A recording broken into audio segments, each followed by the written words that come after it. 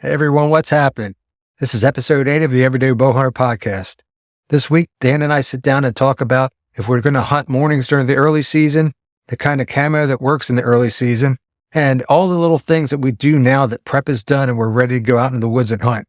All the little things like how our access is going to be planned, what we're going to do as far as calling, the process we take once we get to the tree, and what we're going to do when that time comes to take that shot, and all the little things that come in between. So we really go through a lot in this episode, so I invite you to jump in with us, and let's go. Welcome to the Everyday Bowhunter. I'm your host, Mike Manley, retired Green Beret turned bowhunter, joined by my brother Dan Zeman. We're here to share tips, stories, and talk gear, all from our unique points of view. Whether you're just starting out or you're a seasoned bowhunter, I think you're going to like it. So let's go.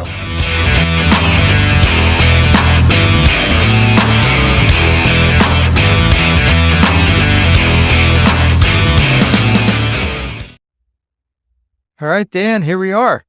Episode 8. Let's go. Let's do it. All right. Hey, everyone. Just like last week, we're going to start this week off with user question, listener question. We got 2 this week. We're going to start off. Listener from Michigan, name is John, sent me a question on Instagram. It said, hey, I'm ex-military too. Can I use multicam camo for the early season? Do you think it will work? And the straightforward answer is pretty simple. Yeah, it'll work. It'll definitely work for early season. You could probably use it even later than early season as well. For that camouflage, it works pretty good for that environment, depending on where you're at, obviously. But Michigan, I would suspect it would definitely work up in Michigan. The thing that this brings to mind, though, did I cut you off, Dan? Yeah, I was going to sorry. I was just going to say, I really didn't know a whole lot about it, so I decided I'm going to look it up. And through looking it up is where I discovered that it says the United States military has not, what's the word I'm looking for?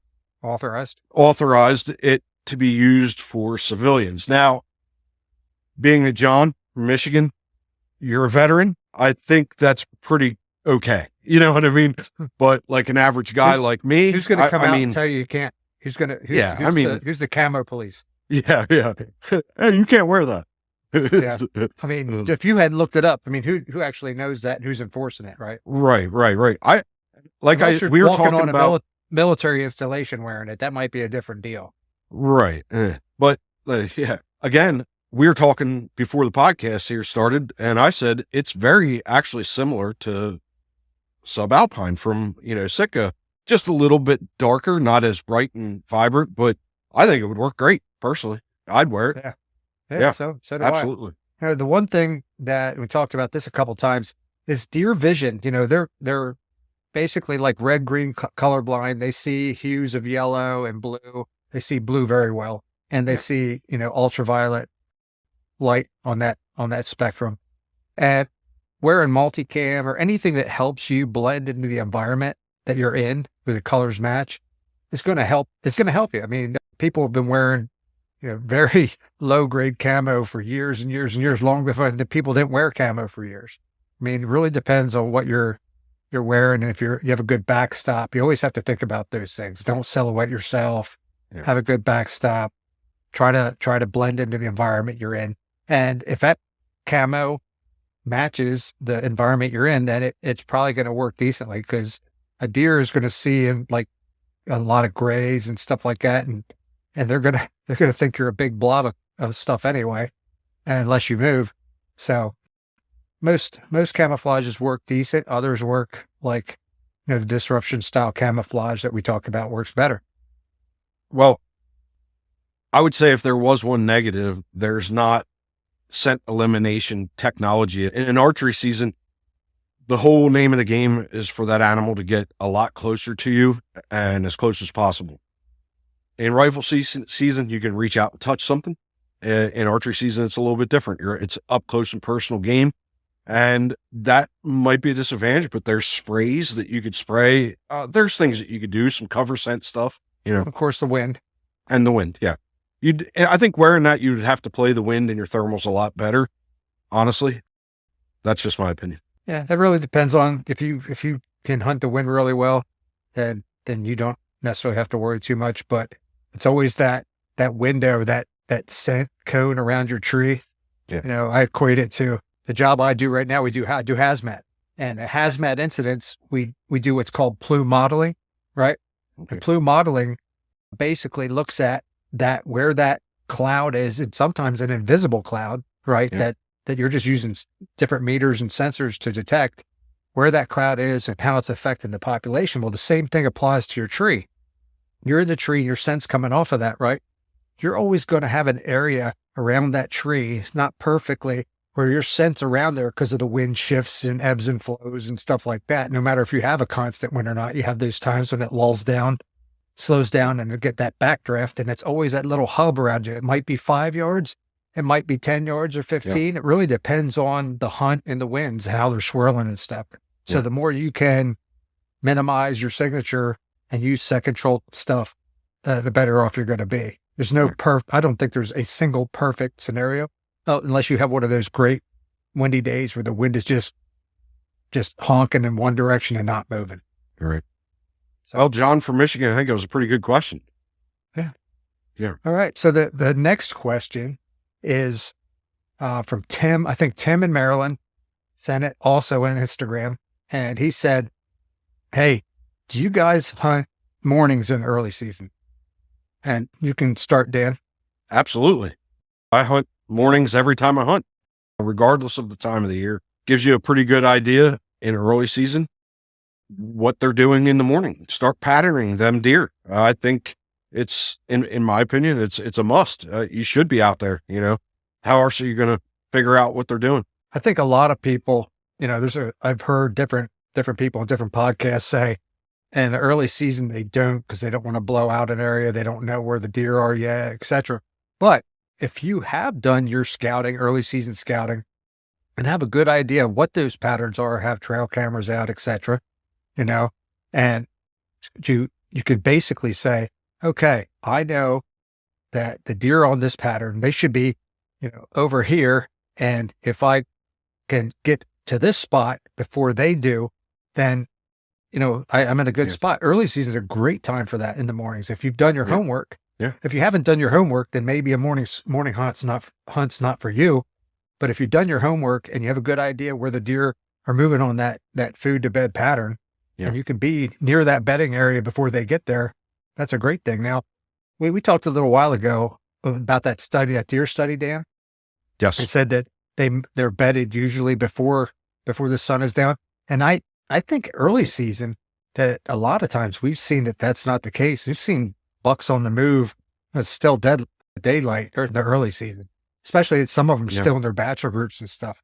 Yeah. You know, and have Absolutely. had success on morning hunts for sure. So it's really depends on where you're at, how your scouting is, and all that.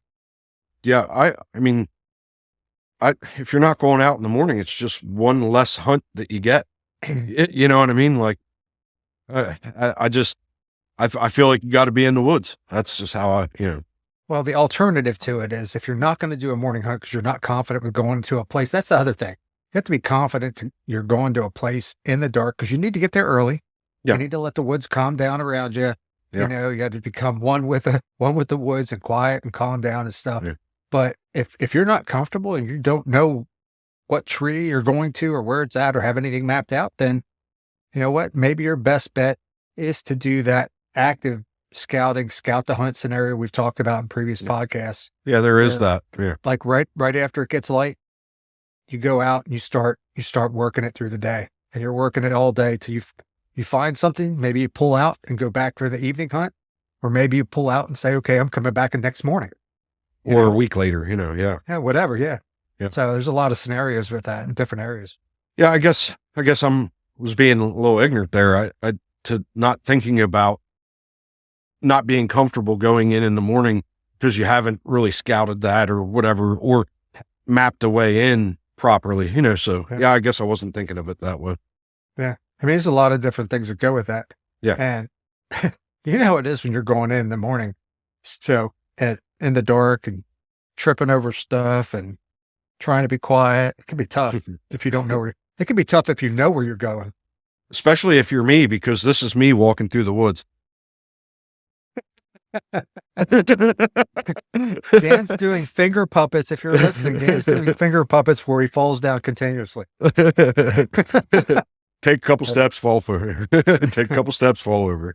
Tell you what, I had that tree stand that had those like spikes in it to hook to the tree. Yeah. And I was worried that I was going to fall down and have that thing go into the back of my head. Oh, yeah. Yeah. That, you know what? That's one thing I don't miss about a tree stand at me hunting off the ground now is I always had it that it was up and your cables were up that way. You're catching every damn branch, getting tangled on crap. So you being a saddle hunter, it's got to be a little bit more freedom now too. Oh, it can move a lot better through the woods Yeah, for sure. yeah. Yeah. Don't get hung up on stuff as much. But, okay, with that, there's some great questions. And I think that, keep sending them. I would really, if you have a question, send it in. We'd love to discuss stuff. Like I said, we don't know everything, but, a good it can make us research some stuff possibly and really have a good discussion about it. So whether it's on Instagram, YouTube, or whatever, on Spotify, send us a question in. We'd love to hear from you. And we'd love to put it on the show. Absolutely. All right. So you ready to get into the meat of this thing? Yeah, let's go. Okay. So today we're going to talk about stuff like what you do after all the prep is done, hard habits to break, how to access your hunting spots, what to do when you're in your stand, calling and taking shots and more. So first to start off with, Dan, for you, what do you do now? If all your prep is done, what's the next step? What are you doing now? Well, really, it's kind of an OCD thing for me. It's double checking everything, going back through my pack. It's like I almost pack it and then unpack it and then repack it. Well, maybe, stuff like that. I mean, I kind of shut it down a little bit because now it's, get those last couple hangouts with the wife and the kid and the dogs and stuff like that and get that quality time in because, as for us, me and you, Mike, we're traveling. We're on the road every weekend, away from our families and stuff like that. So it's like, kind of like a lot of date night type stuff leading into archery season. But I mean, also in the back of my mind, it's always a little spot planning and stuff like that. Just kind of putting the finishing touches on X, figuring out different little things. And maybe there was something I didn't catch before, just kind of doing my homework. Yeah, I talked about this a little bit for me. I talked about it for as far as season planning, having a season-long plan. And it evolves through the season when you find new stuff, when you are doing that active scouting or still hunting or whatever, you see new sign and you flex or whatever. And the plan you start, they say no plan ever survives first contact. And that's true. You start off with a plan, but at least go into the season with a plan. And just like Dan was saying, I use Onyx and I have like a ton of spots marked that are either spots that I actively scouted and say, okay, this is a morning hunt. This is an evening hunt. This is for this. Every single one of them has a wind marked for them for the wind that I can hunt. Every single one of them is going to have an access route into them. We'll talk a little bit more about that. And then have that mapped out. And then early season spots, mid-season spots, and rut time spots, and if you have that laid out, it helps you to get focused when you go in because what's the thing that always ends up happening, Dan? When we get to camp. So we'll go up to our hunting camp and we have 6 or so guys in there Friday night and we're drinking and stuff. But what's the question everybody starts asking that night? Where are you going tomorrow? Where are you going tomorrow? Yeah. Yep. So that's the first thing everybody's saying. And a lot of times in the past have been like, I don't even know yet. I don't know yet. Yeah. And it could be true because in the morning you get up and you say, what's the wind now? I know what the forecast was. What's the wind now? And our old man has a wind sock outside, and stuff. So you can see the wind direction. But what's crazy about where we're at is you could be out there Friday night, that wind's going and you're like, yep, this is where I'm going. And you wake up Saturday morning, it's going a totally different direction. You're like, gosh, damn it. And then through the day, it changes too. So, yeah. Especially then you have thermals and everything else that you got to account for. Right. Yeah. That's always a fun discussion and everybody gets kind of wound up and carries on about it. It's fun. It's a fun part of being at hunting camp for sure.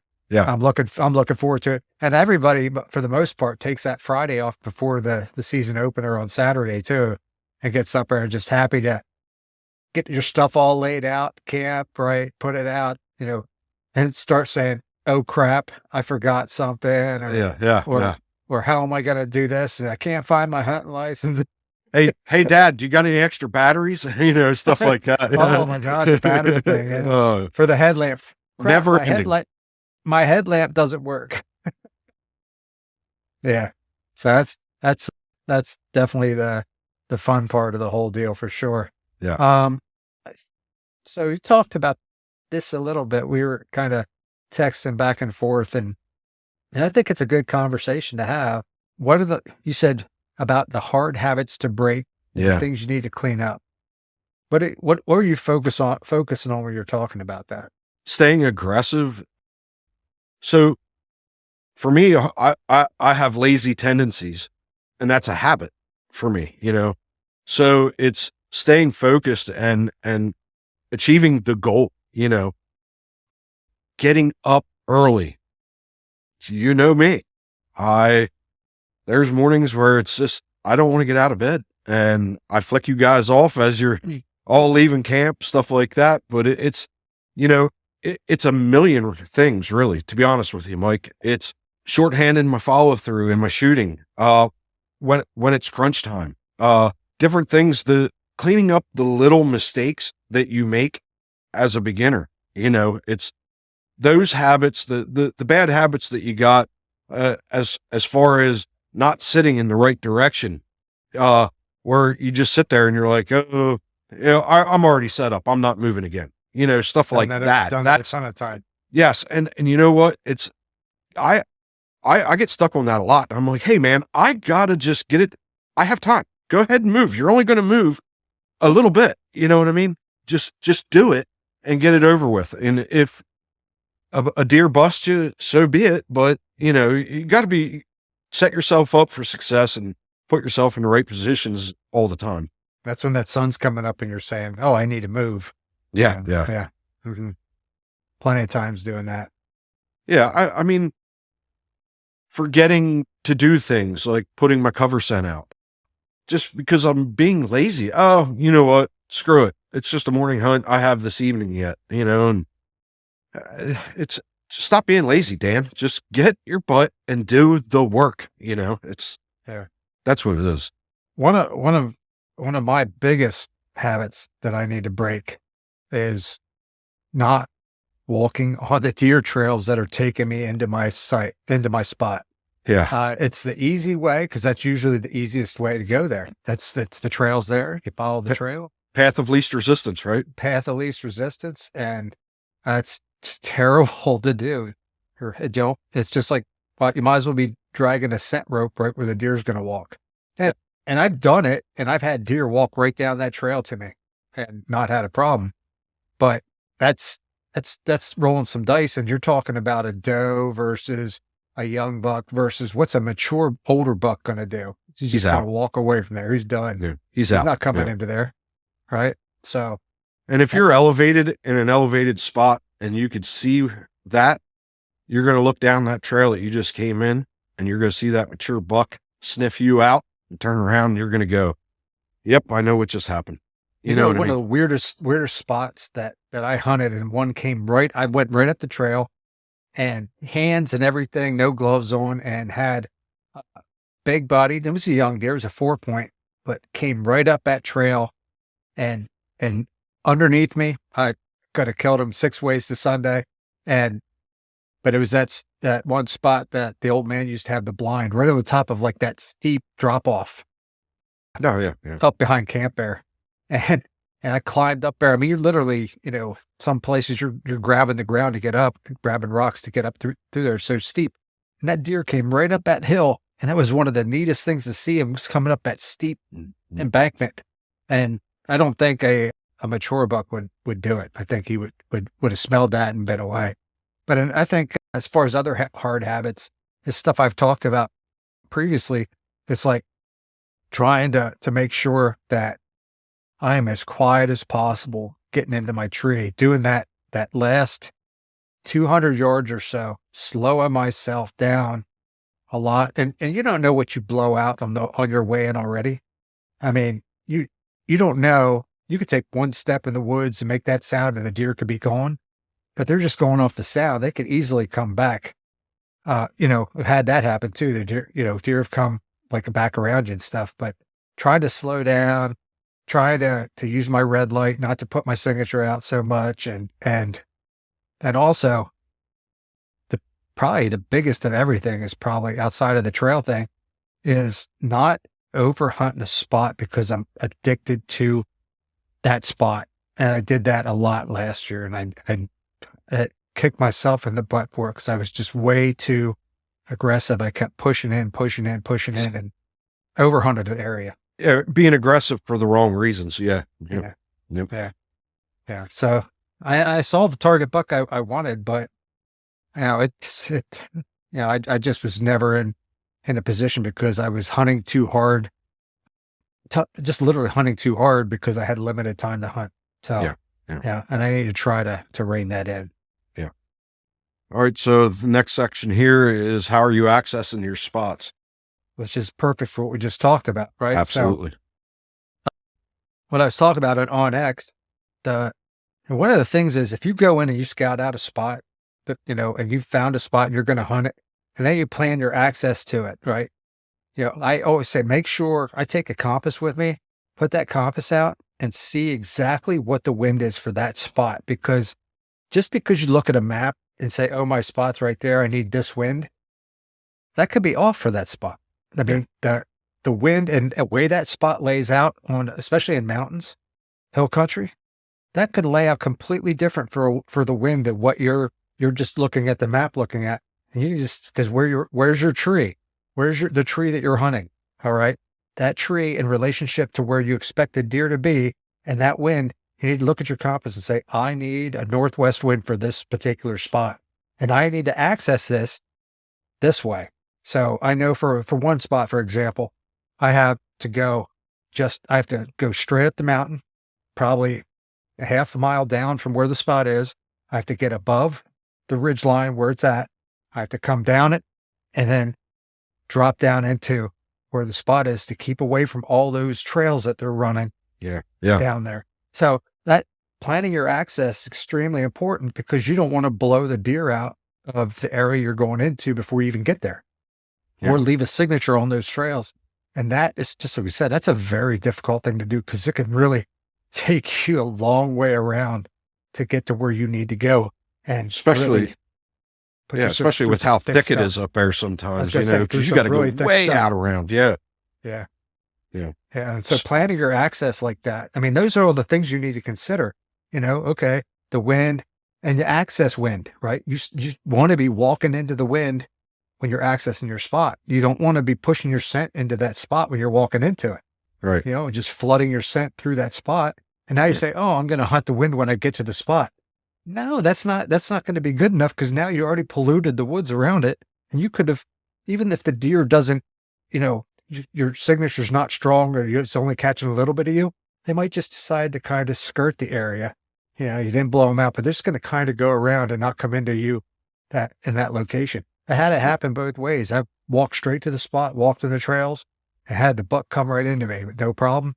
Yeah. And I am sure the majority of the time I've done the opposite and had a negative result. And the thing is, you're not even going to know it. You're not going to know it. Yeah. Oh, I didn't see any deer. This spot sucks. It might have been you. Well, chances are it was you. Yeah. So a different aspect of what you're talking about, I guess, is we're kind of brushed on it here.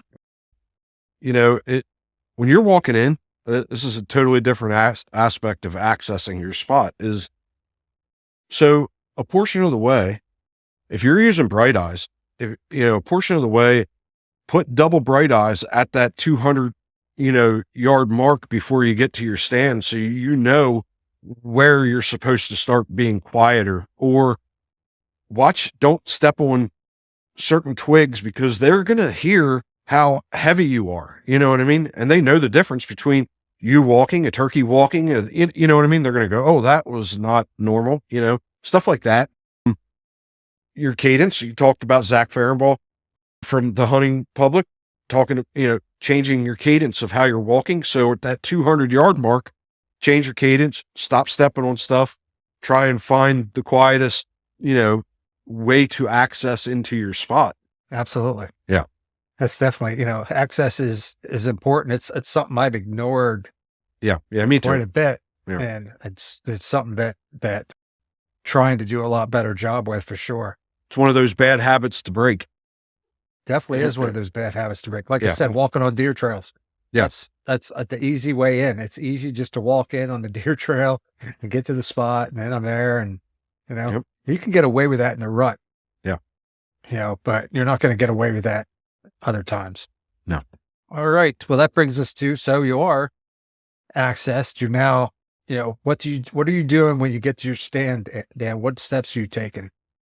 All right. So, first I kind of figure out I already know my spot, and I figure I have pre-gamed to figure out where I'm going to be in that spot, putting my cover scent, my Evercalm, stuff like that down. So I get that out of my bag and do that. And then so I'm hunting off the ground. I get clear spot. I have, the little stuff beside me so I can kind of almost like, like turkey hunting, scratching, to be able to make noise when I need to as a call. And you can't really start that rangefinder thing because it's dark if you're hunting in the morning. So you have to wait for the sun to come up. And here's kind of where it's like a critical point for me being on the ground is now I have to range find my shooting lanes, and I'm making movement now.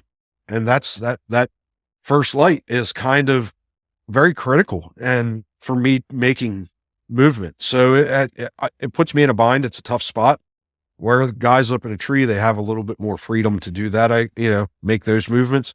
So I have to have everything set up and ready. So as the sun's coming up, my release is on, I'm ready to go. So I start hearing something, I know the distance and start getting drawn a while and things like that. Yeah. There's definitely a lot. It's a lot easier to just go in there to your spot and you set your tree seat up and all that stuff and get your bow holder in the ground or whatever and all that. And then, really can sit down and get quiet faster than you do with your getting into a tree stand for sure. There is something to be said about morning hunts though, because once you're fully set up and you have that half hour or whatever it is of complete darkness, and you just kind of sit back, put your head against the back of the tree there, and you just close your eyes and listen to the woods. It is so freaking cool, almost eerie, but really cool. And to watch the woods wake up, start hearing chipmunks, start seeing squirrels, stuff like that. Oh, it's just the coolest thing ever, man. I'm so ready. We are 2 weeks away, a little, oh my gosh. It's like, finally, I'm starting to have dreams and stuff. Like, I don't even want to call them nightmares because I'm not dreaming of missing deer yet. That comes after I miss the deer, but no, I'm having dreams of like sitting in a hunting spot. It's awesome. I love it. Yeah. So when I get into a spot, I go, try to get up to the tree, close to the tree, and I try to be behind it, right? Because, you want to be facing that direction of where that trail is that you're going to hunt. And hopefully if you did your wind stuff right, pull out, do a little milkweed drop and see if the winds are still good. That's something I want to make sure I do before I climb the tree this year, kind of focus on before I climb the tree type deal. Then when I'm going up, I will put my sticks up, one at a time. I have a carrying system where I put my bow on my backpack, right? I used to use the bow rope thing a lot, but now I've switched to, as my backpack has a Palisade pack from Trophy Line that has a bow holder on it. And I strap my bow to it and I put the backpack on my back and I climb the tree. I have my sticks hanging off my side. I have clips where I hang my climbing sticks on me. I put the first stick up. I grab the second one. The other ones are hanging on me. I go up, put that second stick up and so on and so forth until I get my platform on. because this one I saddle hunt, and it's a little bit different when I use a stand, but the same thing applies. I'm trying to be as quiet as possible when I'm doing this. I'm trying to wrap my arms around the tree without being fast, doing fast movements, trying to be slow, trying to get all set up in there so that when I do get everything set up on the tree, and I have such a systematic process that every pocket, like I said before, the first thing I'm pulling out is the first thing I need. So I'm trying to minimize fumbling around, Yeah.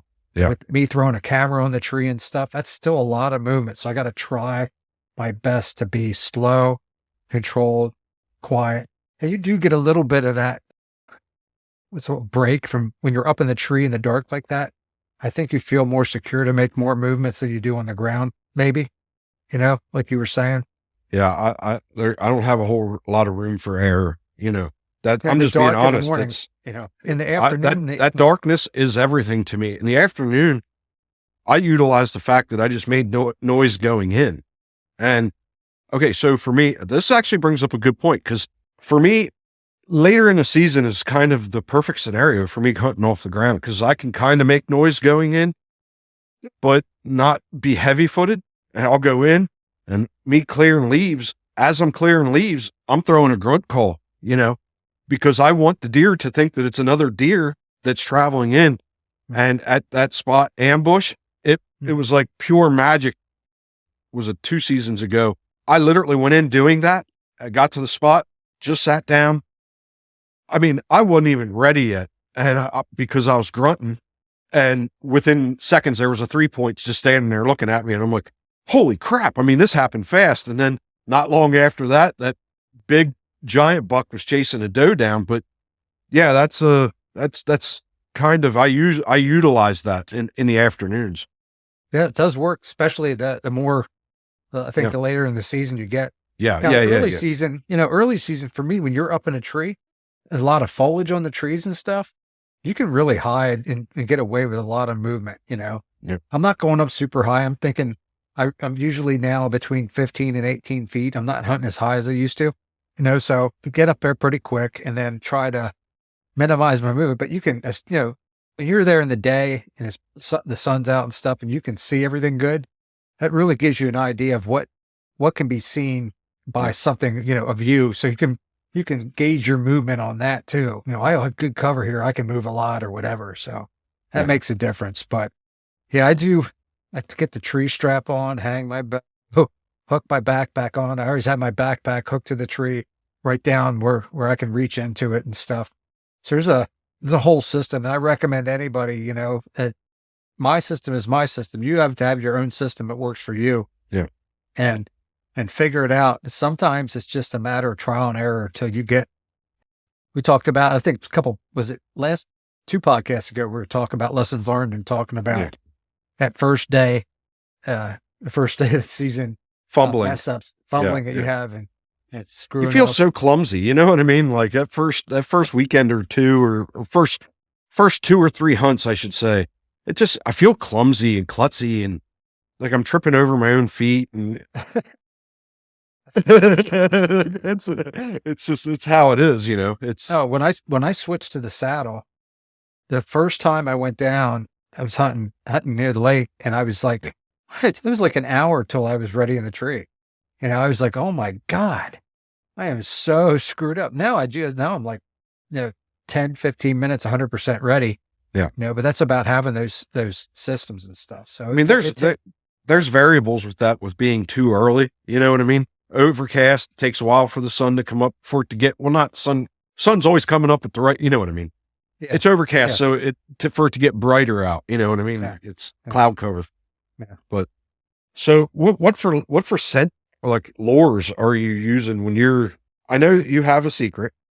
Are you willing to share it? Well, you know what? I don't consider it a secret and I don't know how much I'm going to be using it. I'm trying to, as I'm trying to get more. Yeah. I'm trying to hunt closer to bedding areas. I don't want to add any foreign scents into the environment to scare deer off. I want to make them think nothing's there at all. And I don't want any practice. If I do anything we talk about, it's going to be, calling doing some Yeah. grunts or something like that with my grunt tube or some bleats on the bleat can. But I'm not going to, I'm going to stay away from that this year. I used habitually for years. Have you heard of this? Trails End is a scent company that has, like your doe estrus and all that stuff. But they have a product called Trails End 307, and it's got kind of a black licorice smell mixed with some doe estrus stuff and everything. And I have had some really good luck with that. I did a drag rag for years. I had a drag rag down a trail from bedding, which is kind of crazy. And I had 2 bucks that's still in their bachelor group come right down to me, follow nose to the ground, following that stuff right to me. Yeah.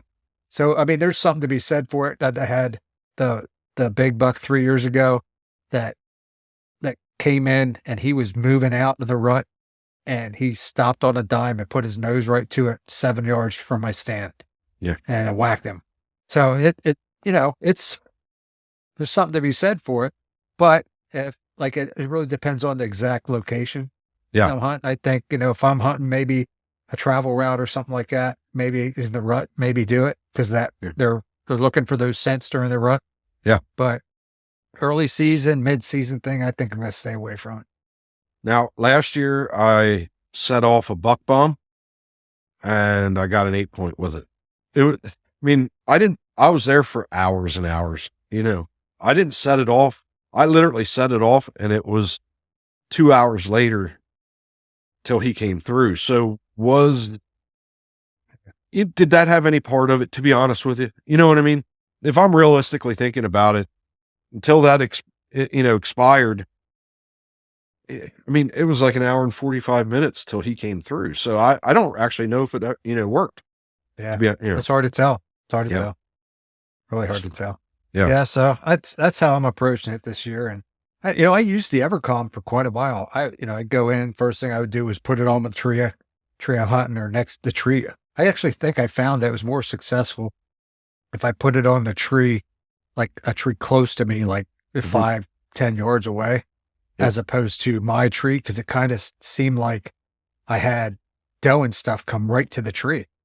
I mean, it really worked good. That Evercom worked great for that, for doe specifically. I don't think I ever had a buck come straight to a tree or anything, but I have had doe. So I kind of moved it away so that if I wanted to shoot a doe for that particular hunt, they weren't coming straight to me. I was getting more of a better shot. Yeah. So the Evercom, and then I went out in different hunts and used it and never saw deer and was sitting there wondering, is this why I'm not seeing anything? So, if I take it out of the equation altogether, then I don't have to sit there and think if it's helping me or hurting me. I think if you put it out and you consistently hear deer blowing at you from a distance, then it's hurting you. You know what I mean? Does it? Yeah, I don't know. Yeah, I think of anything you can use, of all the different scents that are out there, I think that's probably the best one you can use. Yeah, I have to agree. Yeah. Because if you don't know what Evercom is, it's like taken from deer bedding, I guess. Isn't that right? Is that what it is? Yep.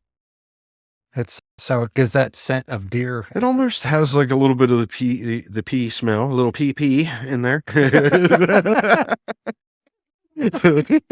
a little pee and some other stuff, a little funk, Oh my God. It's supposed to smell like a bunch of deer together or whatever it is. Like, yeah. So it's like a mix between bedding and like herd, right? Mm-hmm. Yeah. And I think they say, in the advertisements that they put it on themselves or whatever and able to walk through deer farms and stuff and not have them scare off or stuff like that. Right. But so, yeah, if anything you can use, that's probably the only thing that I would say they can use fairly safely, and not have negative actions from it. But like I said, you never know. Who knows? You don't know what deer are thinking when they're smelling something. Right. So about like calling, for me in the early season, there's a social grunt call, and it's like a real soft, very soft grunt. And it's more of a, they're active, they're not a whole lot of hunting pressure. They're not used to that yet. They're just starting to get wise to it. So when they're up and active, you start doing that, very soft social grunt. Mhm. It helps with location, stuff like that. And then you become, closer to rut, a lot more aggressive, and you really start getting your deep dominant buck grunting going. If you've never had a buck come into a grunt call, you're missing some of the greatest experiences in hunting. It's it's so amazing when it happens and they come in and your heart's pounding, and it's a testament to the grunt call. But yeah, again, early season, that social grunting, it's very soft, just little brup, brup, brup. You can kind of relate it to turkey, just the little clucks, they're just you're kind of mimicking that kind of style, just very soft, easy grunting in the early season. If you're going to start grunting in the early season, it could be very effective. Okay. I think I told a story in one of the previous podcasts where I had a young spike buck. I saw him. He was walking by probably like 50 yards, and I grunted him real aggressive. I was like, "Rrr, rrr."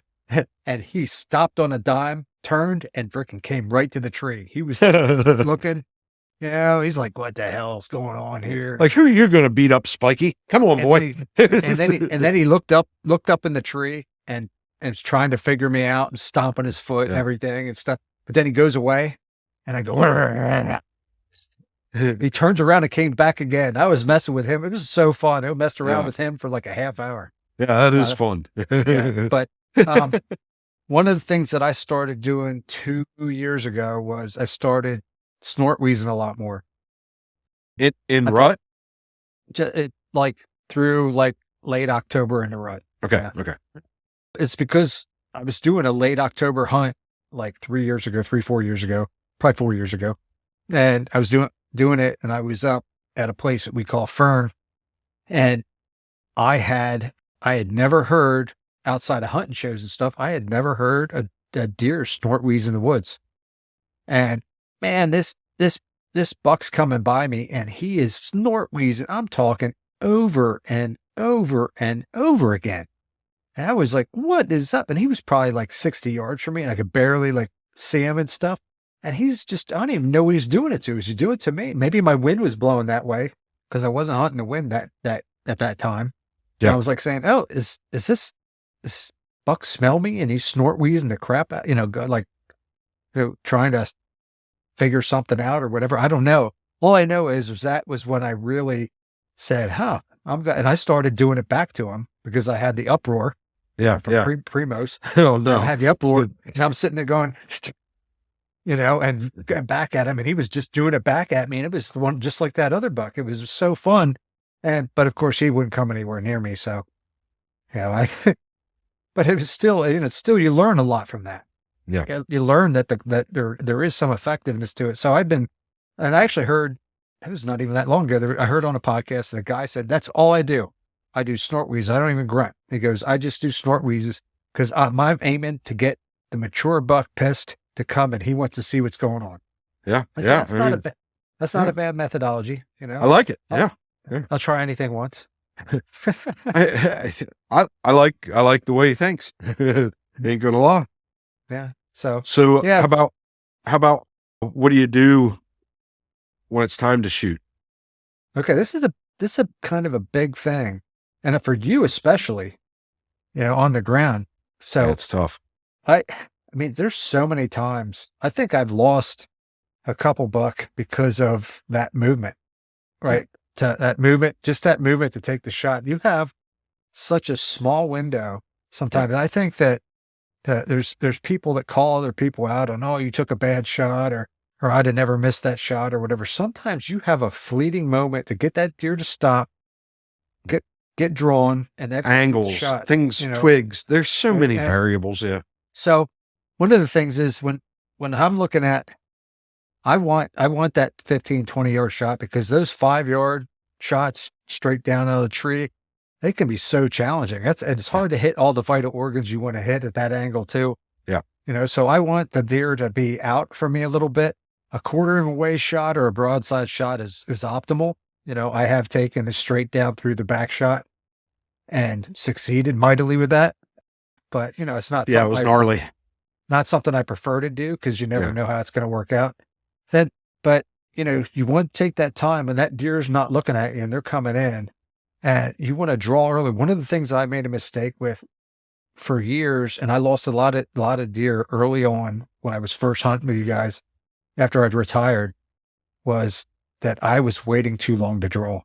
Yeah. And I was like paranoid about movement and not wanting to get busted. But you got to hold. I got that hole off, the let off on your bow for a reason. Draw. And last year I got burned on it. Like last year, I drew early and the deer was coming downhill to me, and I drew and I was holding it, and then he stopped and was trying to figure out something. He knew something wasn't right. He was, I was downwind from him, so he wasn't wind issue, but there was something, and Yeah. he just would not. All he had to take was like 3 steps. Yeah. He just had to come out from behind stuff, and I was starting to shake, and then I let off. When I let off, that's when he ran. There was your fleeting moment. Yeah. So I mean, you gotta. It's definitely a calculation. You have to pick your take. time. Yeah. Yeah. When they get behind something walking into you, or they're Behind a head turns tree, away, or if they look away, or if they're putting their head down to feed, right there's your chance. yeah, Draw. it's tough though because they do have that high angle, that 280 some degree angle of vision. That's hard to get. Understand if they're seeing it or not. So you still have to try to make sure you got a little bit of cover where you can do it, which isn't always possible. And then you get on Yeah. target, and we talked about target panic and trying to manage that stuff and taking a deep breath, settling in on the target.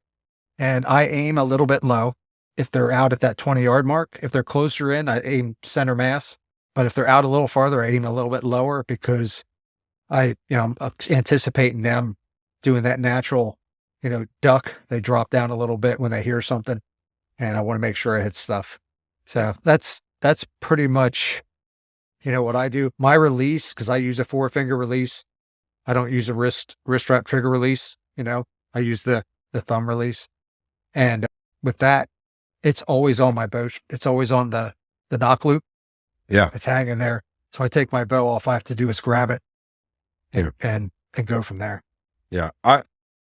For me, I don't have the bird's eye view of seeing them coming in from a distance. So I can hear them from a distance, maybe, depending on situation. So I got to be ready earlier than the guy up in the tree, I feel. And I'm now at eyesight with them. So it's a challenge. And that's why I pick my spots wisely. Ambush. Everything's a blind corner and ambush. I know you're probably tired of hearing me talk about it, but I'm trying to get that, the thing is like, if you're not Points and comfortable, ambush points. yeah, if you're not comfortable climbing, you're not, a guy at work, his son, he has a feeling that his son is afraid of heights or not comfortable climbing in twilight or at night, coming back down, stuff like that. And I'm like, hey man, a lot of people hunt from the ground and are extremely successful doing it. And don't be afraid, and maybe encourage them to start hunting off the ground more. It might light an extra fire in them. It changed everything for me, changing my style of hunting and starting to hunt from the ground. So there's always that, but it's definitely a harder style of hunting. I think that's just my opinion. It is harder. I mean, you have, like you said, that, I'm trying to think of who it was. There's somebody who was talking and one of the podcasts I was listening to, and he talked about being on the ground and saying, hey, you have sometimes, you have to be drawn as soon as you hear something. Yeah. Your window of opportunity is a lot smaller. Yeah. Yeah. He's drawn and said, I'm sitting there waiting for a minute, trying to just be as relaxed as possible with my bow drawn. And then, because they, might only have 2 to 3 seconds. Yeah. Things happen faster. Yeah. They're going to see me, or there's a possibility they're going to see me or win me because they're close. Yeah. And boom, I gotta take the shot. And the thing is, we talk about this a lot. Some people might say, well, deer could be 30, 40 yards away. Most of the areas that we hunt it's thick enough that you're not getting a shot out to that distance most of No, the time, no, you know? yeah. When I hear them, it's generally they're close enough for me to start drawing. You know what I mean? It's kind of how I base it. I can't hear that well years of construction, so if I hear them, they're close enough to draw. You know. Yeah. Well, you know, I'm deaf, so Yeah. I, Same goes for you. Yeah. I'm always getting surprised by them. Oh, I think that's it there, buddy. Well, I think it's a pretty good episode, Dan. I think we talked a lot about, you know, hard habits to break, you know, how to, you know, what we're doing to final prep stuff for and get ready for going up to hunting camp here in 2 weeks. The all the different things you do for access and how to plan it out and what you should be doing to plan for the season. And we talked about, you know, what you do when you get to your stand, a little bit of calling and sense. And then we talked about here, you know, how to take the shot when the moment of truth comes. So I think that's quite a bit of stuff, and that's a pretty good show. Yeah, man. Thank you everybody for listening. I hope we have your attention. I hope you like what you're hearing. If you are, hit that like button, subscribe. If you have any questions, Mike covered that in the beginning, where to go, you know, ask a question on Spotify. What is the other one? YouTube, stuff like that. Instagram, you know, and again, as always, man, we are so grateful for the people that are listening. Thank you so much.